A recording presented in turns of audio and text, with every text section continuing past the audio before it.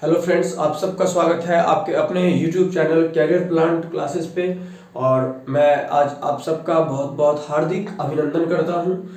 और आज देखिए फिर एक नया टॉपिक है और इससे आने वाले अपकमिंग जो भी एग्जाम्स हैं जो कि एडवांस मैथ के अंतर्गत आते हैं, जैसे हाइट एंड डिस्टेंस का नाम मैं आज लूँगा, मैं उसी के रिगार्डिंग आप लोगों से बात करने वाला हूँ।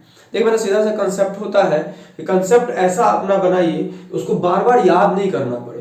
मैथमेटिक्स याद करने की चीज नहीं, याद करने के लिए जीके जीएस है, करंट है, इंग्लिश है, वो सब चीजें है। मैथमेटिक्स याद करने की चीज नहीं है।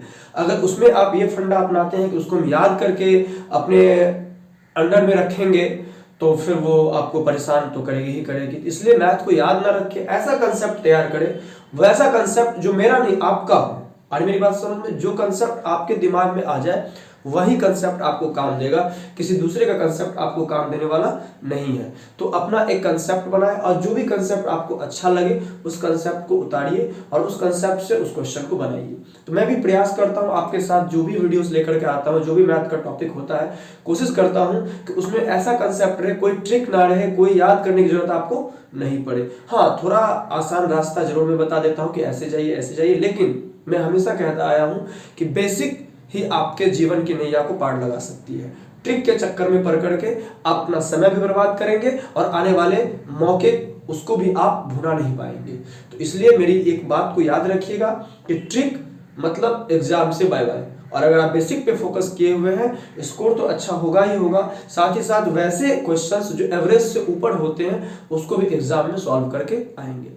आइए हम लोग स्टार्ट करते हैं आज का टॉपिक, हाइट एंड डिस्टेंस। ठीक है, तो देखिए ये हाइट एंड डिस्टेंस में कुछ बातें आती है तो उसको पहले हमको समझना जरूरी है कि angle of elevation, angle of elevation इसे हम लोग किसे कहते हैं।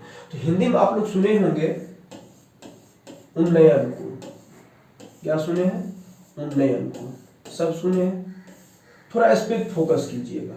उन्नयन कोण आखिर होता क्या है, एंगल ऑफ एलिवेशन क्या होता है। देखिए हाइट एंड डिस्टेंस में दो ही चीजें हैं, हाइट और डिस्टेंस। या तो हाइट निकालना है या तो डिस्टेंस निकालनी है, दो ही चीज निकालना है। तो एक चीज ध्यान रखिएगा कि जब हम वस्तु को देखेंगे, किसी वस्तु कुछ भी हो सकती है, कार भी हो सकता है या आदमी हो सकता है, सूरज हो सकता है, पेड़ की ऊपरी पार्ट हो सकता है, मकान का छत हो सकता है, किसी भी चीज को जब हम देखेंगे तो दो कंडीशन होता है। एक, या तो वस्तु हमसे ऊपर होती है या फिर वस्तु हमसे नीचे होती है। तो वस्तु हमको नहीं देखेगी, हम वस्तु को देखेंगे। इस बात को ध्यान रखिएगा, बहुत छोटी सी बात है लेकिन काम की बात है कि कभी वस्तु हमको नहीं देख सकती है, हम वस्तु को देखेंगे चाहे पोजीशन कैसा भी हो। तो नॉर्मली अगर उन्नयन कोण का बात करें तो आप याद रख लीजिए, जब हमारी नजर उठे किसी वस्तु को देखने के लिए, सर ऊपर की डायरेक्शन की ओर जाए, नजर नीचे ना आके नजर उठे, तो हम कहते हैं वो उन्नयन कोण होगा। जैसे मान लीजिए सपोज दैट कि यहां पे ये आदमी है, ए बी आदमी है, ठीक, और इसको यहां पे मान लीजिए एक ये मकान है, मान लीजिए यहां पे सी और डी एक मकान है, ठीक। इस मकान के ऊपर में रख लीजिए कि एक बड़ा सा गेंद बनाया गया है ईंट का, तो उसे वो देखता है। तो अब आप बताइए ये वस्तु जो है वो मकान से तो सॉरी ये जो आदमी है मकान से तो छोटा होगा, है ना। तो ये जब देखेगा तो ये नजर अपना उठाएगा। क्या करेगा? ये नजर अपना उठाएगा। जब ये नजर उठाएगा तो हम कहेंगे वहां कौन सा एंगल बना? उन्नयन कोण। याद रखिएगा कौन सा एंगल बना? उन्नयन कोण। या वस्तु इससे भी नीचे आदमी रह सकता है, यहां पे भी आदमी रहेगा, तब भी इसको देखने के लिए अपना नजर को ऊपर की ओर उठाएगा। तो जब नजर ऊपर की ओर उठे तो हम उसको कहते हैं उन्नयन कोण। अब बात आती है कोण कैसे बनेगी। तो नॉर्मली हमारी जब आंख होती है और जब हम किसी चीज को नहीं देखते हैं तो नॉर्मली ये नेचुरली है कि हम अपने सामने देखते हैं। कहां देखते हैं? सामने देखते हैं। तो अभी मान लीजिए यहां से ये कहां देखेगा? ये सामने देखेगा, ये सामने देख रहा है। इस सामने में देख, इसके बाद ये नजर धीरे धीरे उठाएगी, तो ये ऐसे ऐसे करके जब इस लाइन पे आएगी तो यहाँ पे हम इसको देख जाएंगे। तो एक चीज ध्यान रखिए कि ये जो लाइन होता है इसको कहते हैं line of site, line of site, इसको क्या कहते हैं हम, लाइन ऑफ साइट, दृष्टि रेखा, जिस रेखा से हम वस्तु को, जिस रेखा के झुकाव पे हम वस्तु को देख लेते हैं। तो ये जो एंगल बनेगा इसको हम लोग क्या कहेंगे, मान लीजिए अगर ये थीटा है तो यहाँ पे थीटा आपका क्या हो जाएगा, उन्नयन कोण हो जाएगा। समझना जरूरी है ये, बस यही दो चीजें तो है जो आपको समझना है। ये थीटा उन्नयन कोण हो जाएगा। आई बात समझ में कि जब भी हमारी नजर उठेगी तो पहले तो नजर के ठीक सामने एक लाइन बनेगी, ये नहीं कि ये पूरा का पूरा एंगल हो जाएगा उन्नयन कोण, ये नहीं होगा, ठीक है। पहले हम ठीक सामने देखेंगे, नेचुरली वो रेखा हम ड्रॉ करेंगे, उसके बाद उसको जब हम ऊपर उठाएंगे और जहां पे वस्तु दिखेगी ये लाइन, तो इसके बीच जो कोण बनेगा वो कोण बनेगा उन्नयन कोण। तो क्लियर हो गया होगा कि उन्नयन कोण का मतलब हमारी नजर ऊपर उठेगी, ठीक है। चलिए अब हम लोग देखते हैं एंगल ऑफ डिप्रेशन, इसको हम लोग बोलते हैं अवनमन कोण। थोड़ा ध्यान से समझिएगा। पहले तो मैं ये बता दूं कि अवनमन कोण और उन्नयन कोण में कोई खास अंतर नहीं है, लेकिन जब दो अवनमन कोण की बात की जाती है तो वहां पे हम मिस्टेक कर बैठते हैं या फिर हम याद रखते हैं। तो याद नहीं रखना है, एकदम मैथमेटिकल टर्म में आप देखिए क्या चीजें होती है। उन्नयन में आपने क्या किया, नजर उठाया, डेफिनेटली आपके मन में आ रहा होगा कि जब अवनमन कोण होगा तो हम अपनी नजर को नीचे झुकाएंगे। तो मान लीजिए इस बार आदमी बैठा है, मान लीजिए मकान है, ये ए है और ये बी है। तो मान लीजिए ए बी जो है वो आपका घर है, ठीक। इस घर के ऊपर में आदमी बैठा हुआ है और हम इमेजिन करते हैं कि ये आदमी का आंख है, ठीक है। इमेजिन करते हैं कि वो आदमी का आंख है और यहां पे एक, मान लीजिए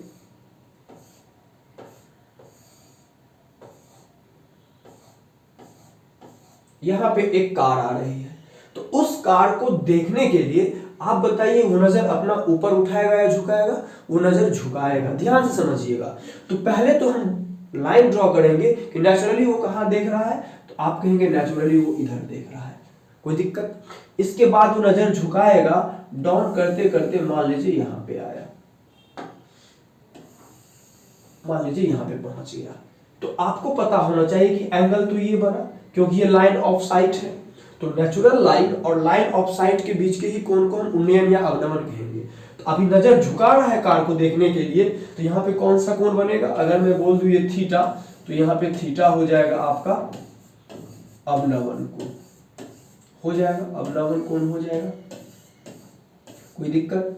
अब देखिए अगर ये थीटा अवनमन कोण है, इसको हम थोड़ा देर के लिए यहाँ पे मिला दे, तो आप कहिएगा कि ये अगर थीटा है तो इस कोण को हम कैसे लिखते हैं, इस कोण को इसलिए लिखते हैं कि हम मान के चलते हैं कि ये लाइन और ये लाइन पैरेलल है। अगर इसका नाम हम C रख दे, इसका नाम D रख दे, तो हम मान के चलते हैं कि AC समांतर क्या होता है, BD, ठीक। AC समांतर BD। जब AC समांतर BD हो तो आप देख रहे हैं AD उसका क्या है, एक प्रतिच्छेदी रेखा है।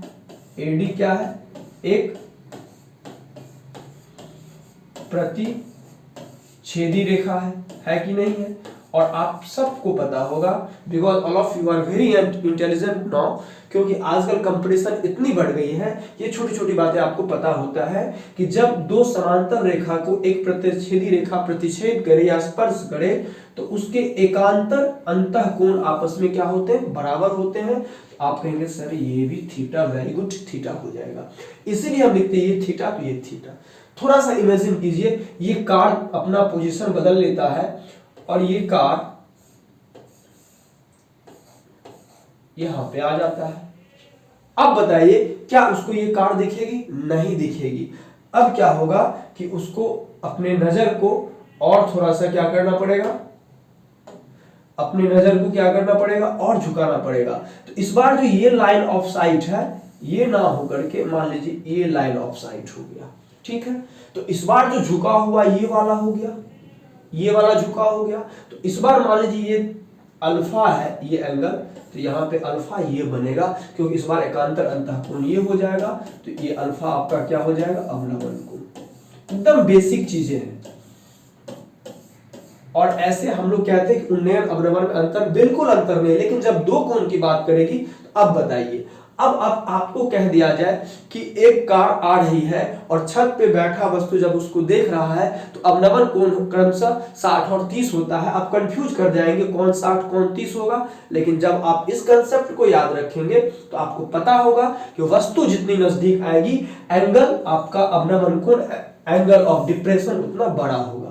तो अगर मैं 60 एंड 30 डिग्री की बात करूं क्लियरिटी ना दे करके इसमें 60 और 30 डिग्री के कोण बन रहे हैं, तो आप आराम से कहेंगे थीटा इक्वल टू हो जाएगा 30 डिग्री, क्योंकि वस्तु दूर है तो कोण का मान छोटा होगा, और ये अल्फा हो जाएगा आपका 60 डिग्री। ये बातें आपको समझ में आ गई होगी। आ रही है ना फ्रेम में सारी चीजें?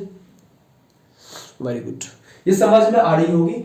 अवनमन कोण छोटी बातें थी लेकिन बहुत रहस्य की बातें थी और आपको समझ में आ गया ये अवनमन कोण क्या होता है, एंगल ऑफ डिप्रेशन क्या होता है। कोई दिक्कत? अब चलते हैं थोड़ा सा एक अच्छी बात सीखते हैं। क्या कि सबसे पहले जब हम हाइट और डिस्टेंस का बात करेंगे तो उसमें हमारा एक ही त्रिभुज बनेगा और वो होगा आपका समकोण त्रिभुज। और समकोण त्रिभुज की एक बहुत बड़ी खासियत होती है, वो खासियत ये होती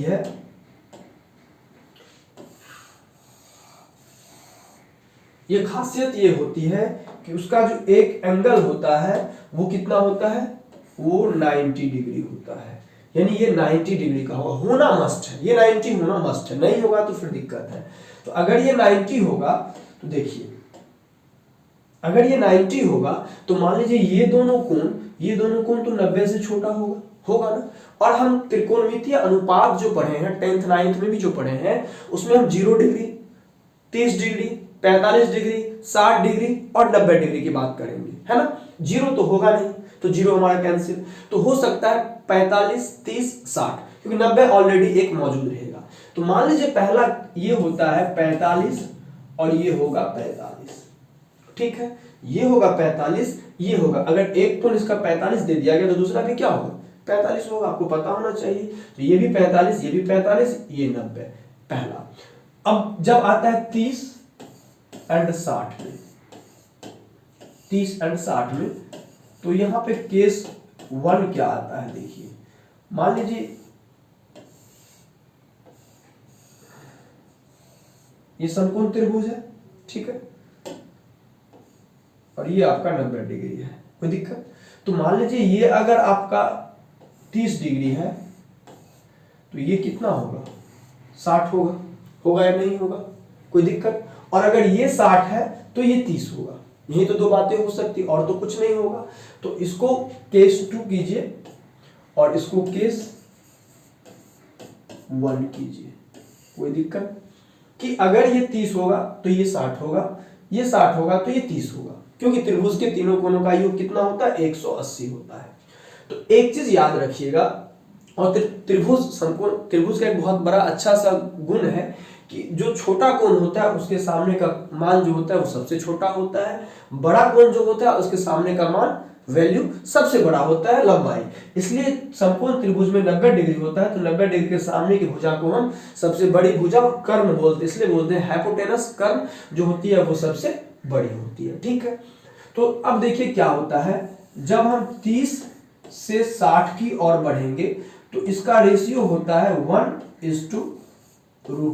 याद रखिएगा 1:√3। कोई भी निष्पत्तियां लगाए, कोई भी रेशियो टर्म लगाए, साइन कॉस कोसेक कुछ भी लगाए, 30, 45, 60, आपका 30 और 60 का रेशियो आएगा 1:√3।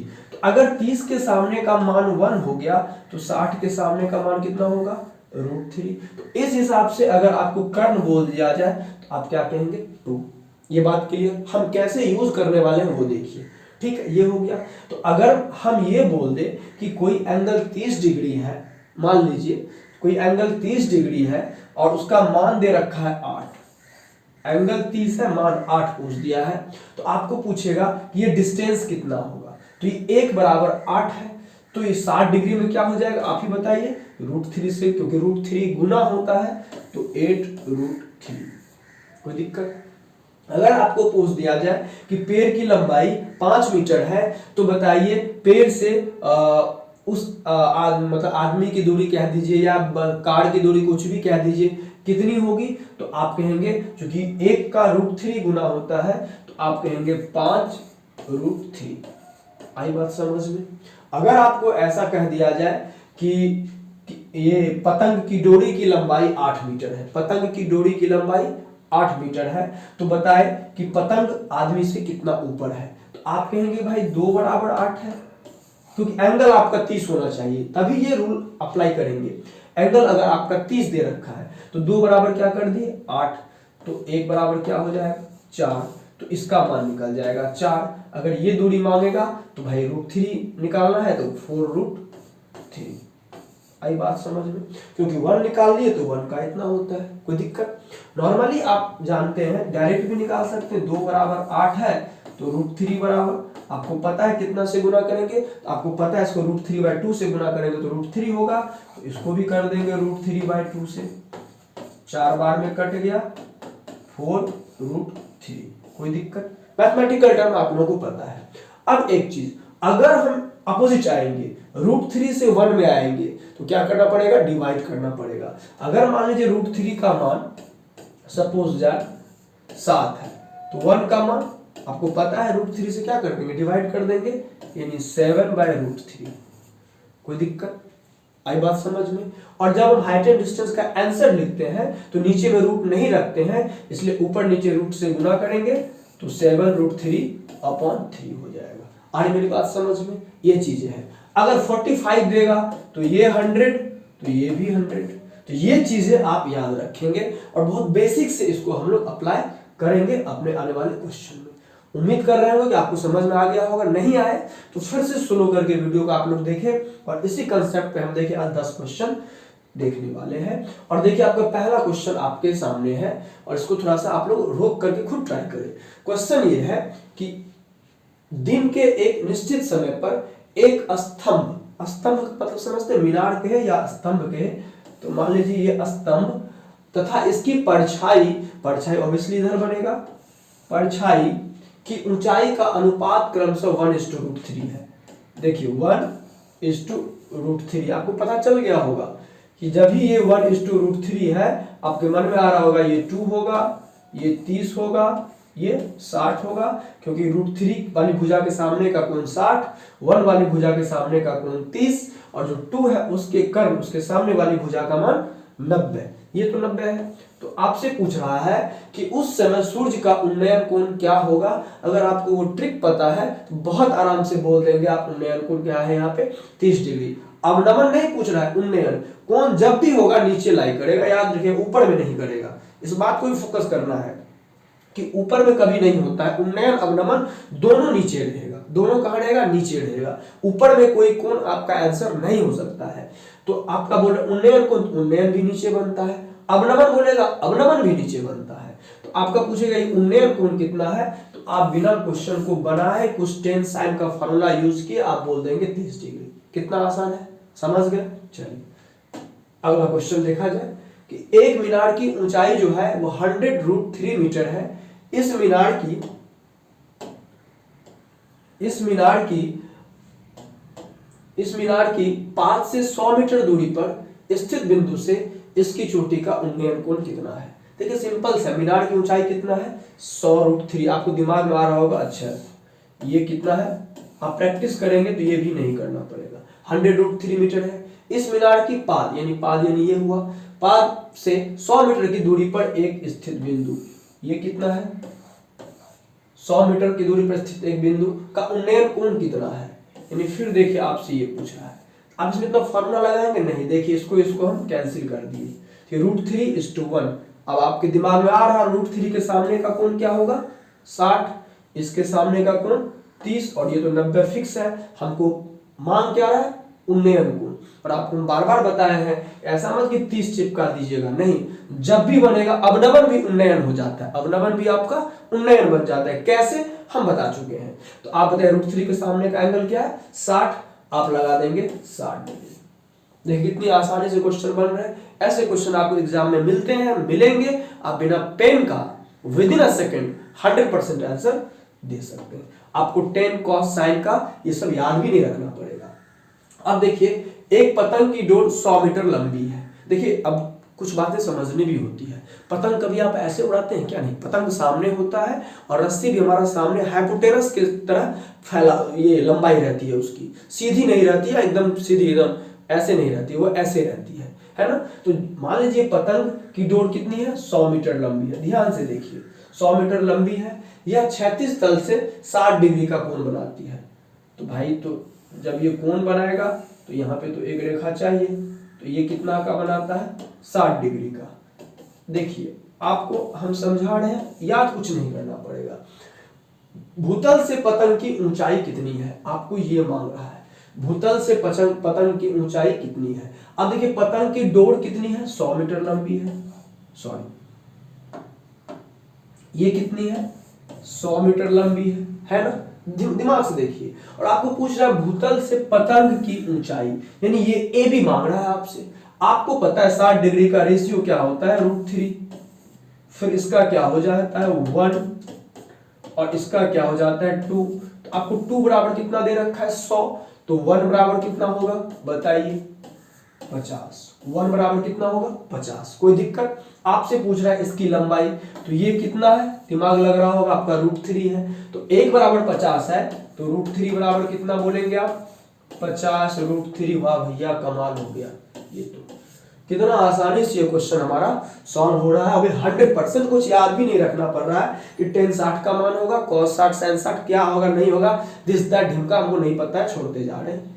ऐसे बनेगा क्वेश्चन आराम से, तो प्रैक्टिस करना है इसको, ठीक है। अब ये क्वेश्चन देखिए, एक आयत के विकर्ण की लंबाई 8 सेंटीमीटर है, ठीक है। इस आयत की एक भुजा तथा विकर्ण के बीच का कोण 30 डिग्री है। इस आयत का क्षेत्रफल कितना होगा? सबसे पहले तो मान लीजिए आप आयत बना लीजिए, आयत बना लिए। आपको पता होगा कि आयत में आमने सामने की भुजा जो होती है वो बराबर होती है, इसमें कोई दिक्कत? कह रहा आयत का एक विकर्ण, हम एक विकर्ण खींच दिए, तो विकर्ण के बीच का कोण कितना है? 30 डिग्री। आप कोई भी बनाएंगे कोई फर्क नहीं पड़ेगा, लेकिन हम चूंकि हाइट एंड डिस्टेंस पढ़ रहे हैं तो एंगल को हमेशा नीचे रखेंगे, 30 डिग्री बनाता है, ठीक है। तो कह रहे हैं इस आयत का क्षेत्रफल कितना होगा? याद रखिए ये अगर, और ये देखिए आयत के विकर्ण की लंबाई ये कितना है? 8, याद रखिएगा। तो ये एंगल आप ड्रॉ कर लीजिए, निकाल लीजिए। देखिए कुछ ऐसा एंगल आ गया क्या आपका? ये आ गया ACD, ऐसा हम निकाल लिया, आपको समझाने के लिए बोल रहे हैं। ये 8 है, ये 30 है। आपको एक भुजा निकालना है, सारा भुजा निकल जाएगा। देखिए 2 बराबर, ये 8 है, 30 डिग्री है, तो ये कितना होता है हमारा? 2 रेशियो में, तो 2 बराबर 8, 1 बराबर कितना हो जाएगा? 4। कोई दिक्कत? अगर ये 30 है तो ये क्या होगा? 1, यानी ये 4, तो ये आपका हो गया 4। अगर ये 30 तो ये 60, इसके सामने कितना होगा? √3। कितना होगा? √3। तो 1 बराबर अगर 4 है तो √3 बराबर आप कहेंगे 4√3, तो ये हो गया 4√3। वाह भैया, कमाल हो गया। अब आए, चलिए थोड़ी लाइट कट गई थी, इस वजह से थोड़ी प्रॉब्लम आप लोगों को दिखेगी हल्का, लेकिन ऐसा कोई बात नहीं था, लाइट आया, जस्ट मैं आपके साथ जुड़ गया हूँ। फिर देखिए इस क्वेश्चन को हम कंटिन्यू रखते हैं यहाँ से, और आपको पता होगा कि 1 बराबर 4√3 और 4 तो हम निकाल लिए। अब आयत का क्षेत्रफल निकालना है। क्या निकालना है? आयत का क्षेत्रफल आपको क्या पता है? लंबाई गुना चौड़ाई। तो भाई मेरे अगर आप 4 और 4√3 को गुना करेंगे तो आपको कितना आएगा? 16√3, और आपका आंसर ये हो जाएगा। अब देख रहे हैं कितना आसानी से क्वेश्चन बन रहा है, कोई 30 डिग्री 60 डिग्री का वैल्यू हमको याद करने का जरूरत नहीं पड़ रहा है। अब हम क्वेश्चन देख रहे हैं ये वाला, देखिए कि 7 मीटर ऊंचे एक भवन के शिखर से किसी मीनार के शीर्ष का उन्नयन कोण 60 डिग्री है तथा मीनार के पाद का अवनित या अवनमन कोण एक ही होता है, अवनमन कोण 30 डिग्री है। मीनार की ऊंचाई कितना है? तो सबसे पहले आप मान लीजिए, सपोज दैट, थोड़ा देर के लिए ये मीनार ले लीजिए और ये भवन ले लीजिए, ठीक है। ये मीनार ले लिया, तो 7 मीटर ऊंचे, ये कितना है? 7 मीटर ऊंचा है। किसी मीनार के शीर्ष का उन्नयन कोण, तो भवन के शिखर से, कहां से उन्नयन कोण है? शिखर से। शिखर ये है, तो पहले नेचुरली ये लाइन ये होगा, और यहां से उन्नयन कोण बनाता है वो कितना का है? वो आपका दे रखा है 60 डिग्री। कोई दिक्कत? उसके बाद कह रहा है मीनार के पाद का अवनमन कोण जो है वो 30 डिग्री है। फिर जो ये यहां बनाता है ये कितना बनाता है 30 डिग्री। बस काम मेरा बन गया। कैसे? ये 30 है, इसका मतलब इसका वैल्यू 1 है, तो 1 बराबर 7, तो ये √3 है, तो √3 बराबर 7√3। देखिए आपका अगर ये 7√3 तो ये भी 7√3। कोई दिक्कत? यहां तक आपका बन गया। अब हम इस एंगल की बात करेंगे, इस एंगल की बात करेंगे, क्योंकि प्रैक्टिस कीजिएगा, बहुत मजा आने वाला, बहुत ज्यादा मजा आने वाला है। इसमें ये 60 है, इसका मतलब ये √3 है और ये 1 है, तो यहाँ पे 1 का वैल्यू हो गया 7√3। और आपसे पूछा जाएगा √3 का वैल्यू, तो आप पूछेंगे √3 7 या 21। कोई दिक्कत? ये बताने का जरूरत नहीं, ये 21 हो गया और ये पहले से 60 है।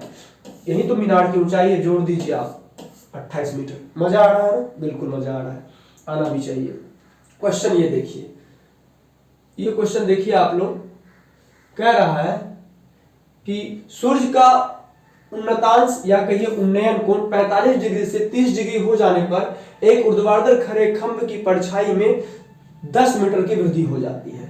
अब देखिए, मान लीजिए ये खंभा है और परछाई कितना हो जाता है जब एंगल 30 से 45 होता है।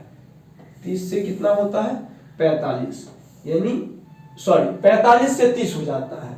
सूर्य का उन्नतांश कोण यानी उन्नयन कोण जो है वो 45 से कितना हो जाता है 30 हो जाता है। ये मान लीजिए 30 है और यहां पे क्या हो जाता है 45, तो कितने की वृद्धि होती है? तो कह रहा है यहाँ पे 10 मीटर की वृद्धि हो जाती है। यानी ये लंबाई 10 मीटर है, यहां से यहां तक की लंबाई 10 मीटर है। इसको मान लीजिए A, B, C और D। तो आपसे पूछा जा रहा है इस खंभे की ऊंचाई, ठीक है। अब आप थोड़ा ध्यान से सुनिए, मैं इस पूरे एंगल की नहीं, मैं सिर्फ इसकी बात कर रहा हूं, इस वाले एंगल की, ABD की मैं बात कर रहा हूं। ABD में आपको पता है कि ये 45 तो ये भी 45, यानी ये दोनों 1 1 है। इतना काम मैं इससे कर लिया।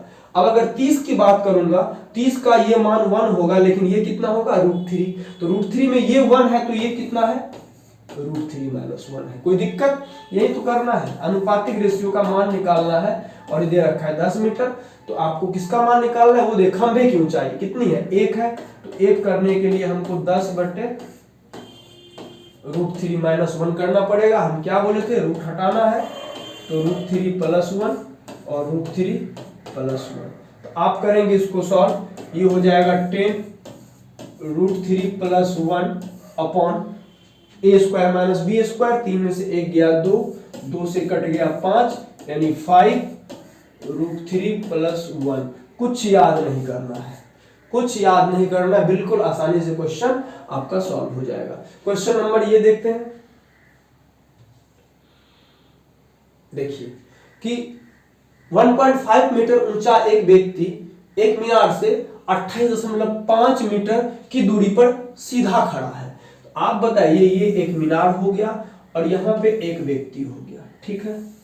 कोई दिक्कत? व्यक्ति का जो पैर होगा वो जमीन के अंदर तो नहीं होगा, और इसलिए भाई जमीन पे खड़ा होकर देखेगा, तो मीनार की कुछ हाइट के ऊपर तक रहेगा, तो नेचुरली ये अभी कहाँ देख रहा होगा, क्योंकि इसकी आंख यहाँ देख रहा होगा। अब कह रहा है खड़ा इस व्यक्ति की आंख मीनार की चोटी से कितना एंगल बनाती है 45 डिग्री का एंगल बनाती है। तो बोल रहा है कि मीनार की ऊंचाई ज्ञात करें। अब बताइए ये कितना है 1.5, कोई दिक्कत?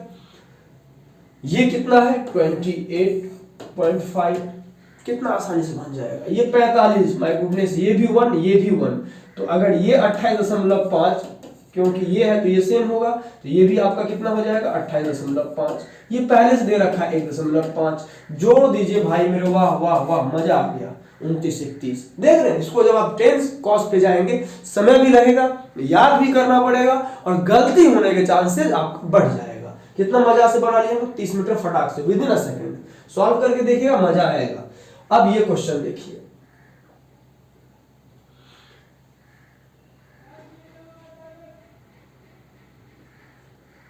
एक व्यक्ति एक भवन से 50 मीटर दूर पर खड़ा है। कोई बात नहीं, ये भवन है, थोड़ा सा ले लीजिए, और ये व्यक्ति है, ये कितना है 50 मीटर दूर पर खड़ा है, ठीक है, 50 मीटर है खड़ा है।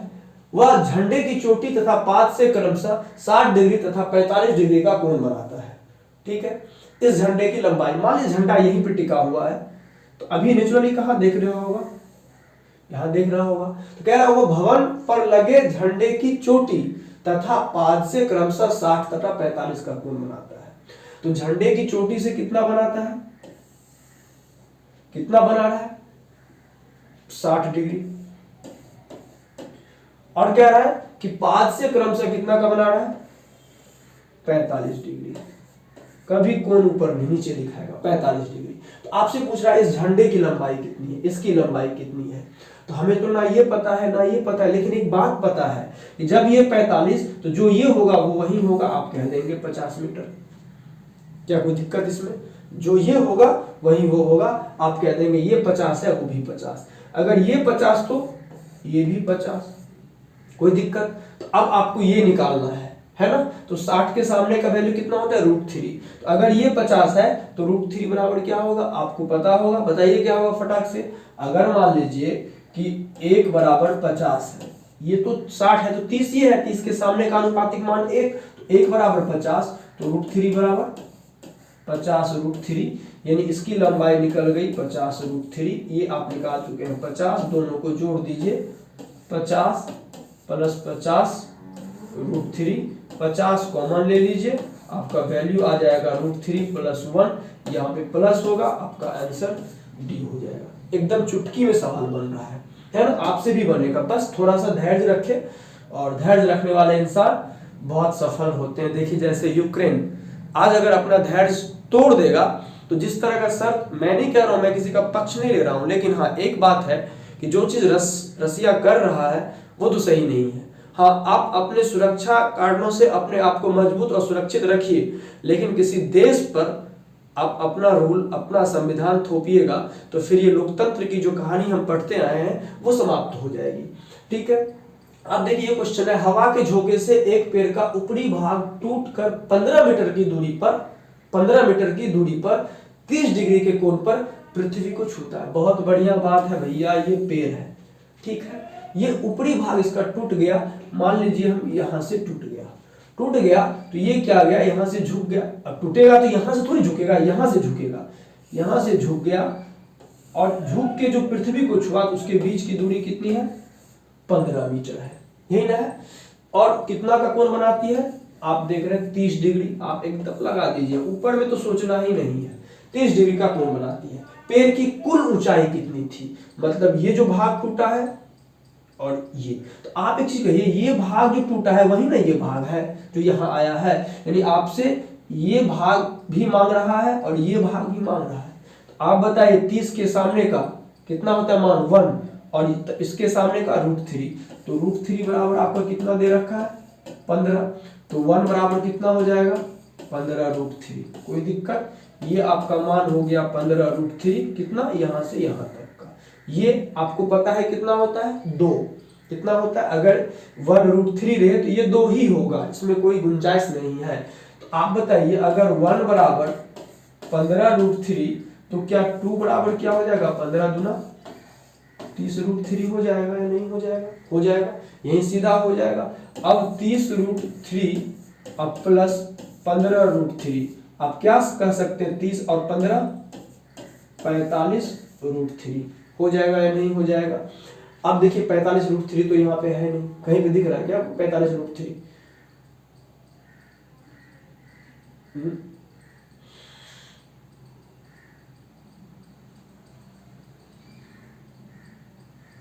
कहीं गड़बड़ हुआ क्या, ये 30 डिग्री है ना, 30 डिग्री के साथ ये अगर मान लीजिए कि 30 डिग्री का ये मान कितना है, ये 30 है तो ये 1 अनुपातिक रेशियो ये 3, तो √3 बराबर कितना हो गया 15, तो 1 बराबर अच्छा 1 बराबर सॉरी मिस्टेक तो होता है ना, इसको आपको तो देखना पड़ेगा भाई,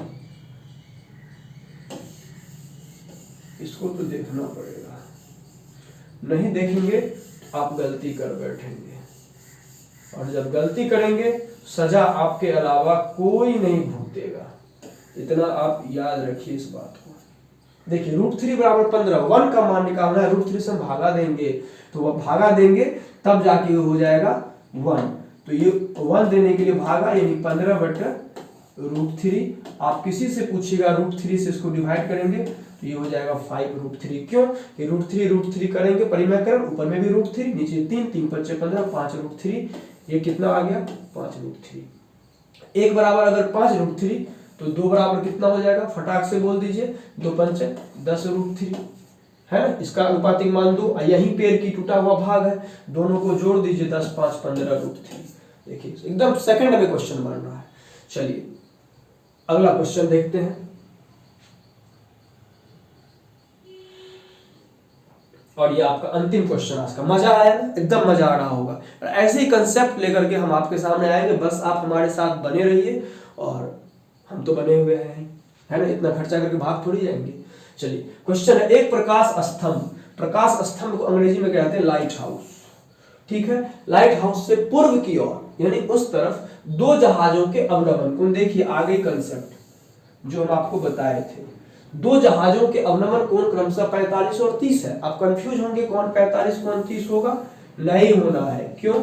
कि ये 30 होगा और ये 45 होगा, क्योंकि जितना नजदीक आएगा उतना कोण बड़ा होगा। ठीक है, दोनों जहाजों के बीच की दूरी कितनी है, 200 मीटर। तो आपसे पूछ रहा है प्रकाश स्तंभ की ऊंचाई, मान लीजिए इसको A B C ये D, ए बी की लंबाई मांग रहा है। एक चीज देखिए, इस एंगल का मान लीजिए अगर इस ट्रायंगल में ए बी डी में, तो ये 1 और ये 1 होगा या नहीं होगा, अनुपातिक रेशियो। और अगर 30 में करेंगे तो ये 1 ये √3, ये पूरा कितना होगा √3। तो ये अगर 1 है तो ये कितना हो जाएगा √3 - 1। अब आपसे क्या पूछ रहा है, प्रकाश स्तंभ की ऊंचाई। क्वेश्चन बन गया हमारा, नहीं बन गया कि अनुपातिक 1 का मान मांगा है। तो आप देखिए यहाँ पे √3 - 1 बराबर कितना है 200। अब इसको 1 करना है, सीधा भागा देंगे यानी 200 और नीचे में क्या कर देंगे जल्दी बताइए। यहां भी √3 - 1 से क्या करेंगे, √3 - 1 से डिवाइड किए हैं, यहां भी डिवाइड कर देंगे और परिमेयकरण कर देंगे √3 + 1 और √3 + 1। आप देखेंगे a² - b² यानी 200 इंटू √3 + 1 अपॉन 3 में से 1 गया 2, काट दीजिए, सबको आता है ये करने, यानी 100 √3 + 1। कहीं है छिपा हुआ, यस, आपका ऑप्शन ए। तो मेरे ख्याल से अभी तक हम जो भी क्वेश्चन बनाए हैं आप देखे होंगे, इससे ज्यादा क्वेश्चन, इससे ज्यादा कंसेप्ट आता नहीं है एग्जाम में।